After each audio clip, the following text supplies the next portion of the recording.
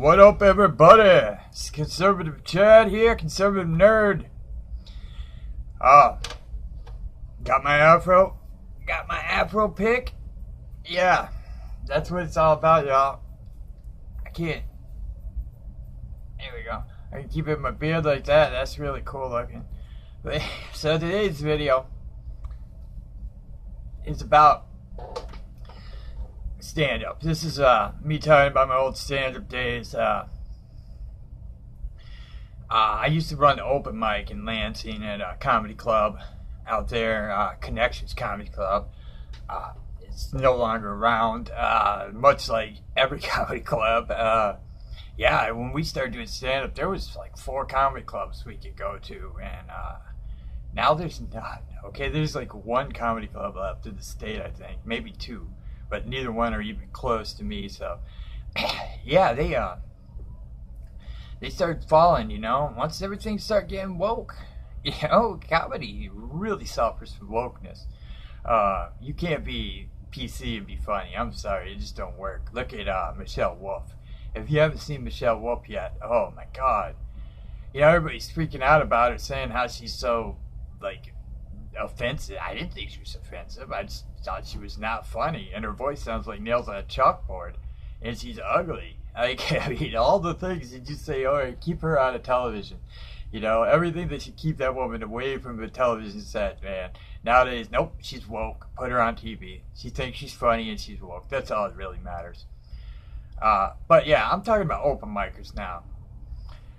And I'm going to talk about the 5 greatest open micers that I have seen. And by greatest, I don't mean that they were amazing comics, but I mean that they had no understanding of comedy or what makes a joke. So they were terrible, but so terrible that they were awesome. Yeah. Number 5 will be, this one I was telling before and my video cut up. I went a little long, but this is the story of Guy Fieri. Not the real Guy Fieri, the crazy drunk cook who's on TV, the cooking host that looks like he drinks all day.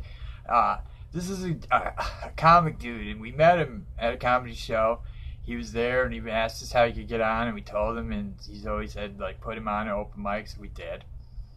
And he came back to the open mic, and he showed up, when we met him, he didn't look like Guy Fieri, but when he showed up to open mic, he had dyed his hair blonde and spiked it, and he had the black beard, and he wore the fire shirt, so he kind of looked like, he looked like he wanted to look like Guy Fieri, and then he did 5 minutes on looking like Guy Fieri.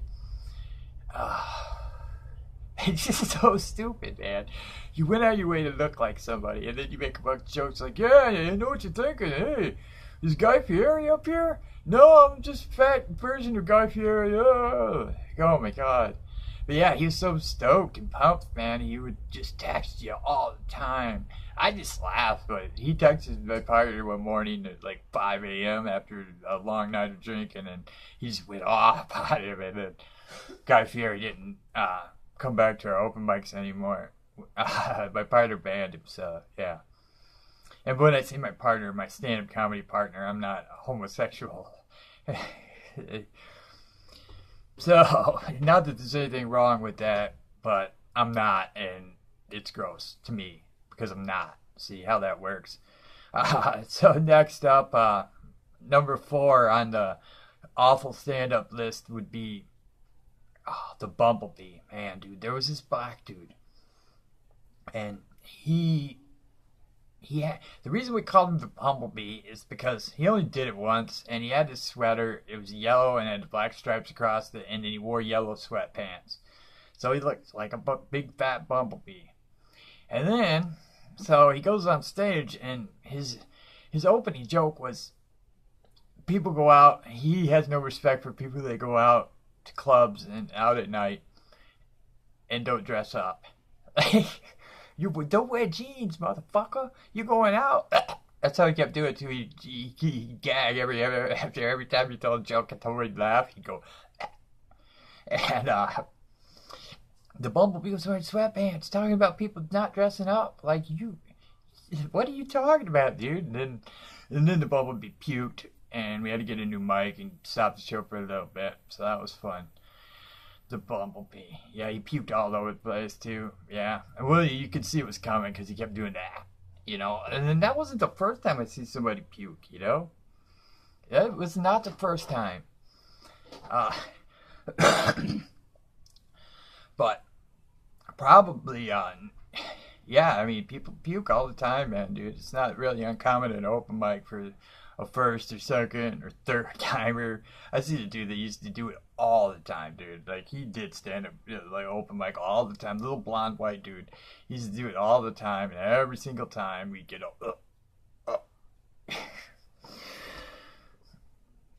yeah, if you can't handle that, dude, then, like, dude, you gotta, you know, I don't know. But you probably should be doing stand up if you're gonna sit there and gag. Next up, I've got a dude. His last name was Tesmer, and I only remember that because he was so weird. And he had he looked real weird too. He had like long stringy hair, and you couldn't really see his face. And he was super weird and creepy. Kind of looked like a serial killer, and he wasn't very funny. But he did this joke called the let me see. All right, the joke is, I'm gonna tell this joke. I'm stealing jokes now. I doubt that. I really doubt this guy's used doing this joke anymore. Anyways, it's a stale joke. Anyways, he said I invented a new dance. It's called, what the hell was it called? That's the punchline of the stupid joke. Some kind of seizure. Something to do with seizures, that he would then have a seizure on the stupid stage. Oh, the Grand Mal, that's what it was. He had a new dance, it was called the Grand Mal, and then he would proceed to have a seizure on the stage. And he broke his hand. The little idiot broke his hand. I seen him doing stand up a couple weeks after he did it that time and broke his hand, and then he was like, I can't do my Grand Mal joke because I broke my hand. And I was just like, what a dumbass. Yeah, that guy was pretty sucky too. But alright, coming up, this guy was my favorite of all times of open micers. His name was Patio. That's what he called himself, was Patio. And he was like, oh, all my buddies call me Patio because I like to fuck outside and I'm super cool. And then he just would proceed to tell the raunchiest sex jokes. Like, not jokes, just stories. Just these sex stories. Just gross sex stories that, nobody wants to hear. A lot of times people are eating and stuff, so nobody wants to hear your bizarre sex stories. But yeah, he would proceed to tell these bizarre sex stories that were just gross and nasty and not funny, really. And it's just like he thought that the jokes he told, these stories that he told his friends, like that they laughed at, would make audiences laugh, but it doesn't really work that way. Yeah, he never got laughs, but one time I got to go on after him, and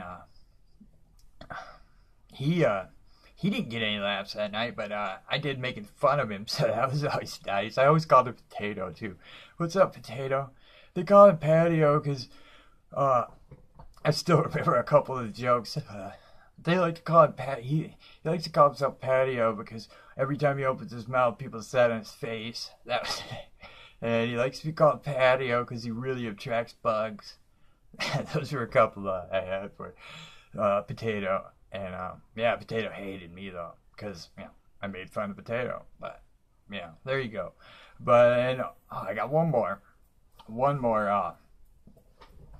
There was this Mexican dude.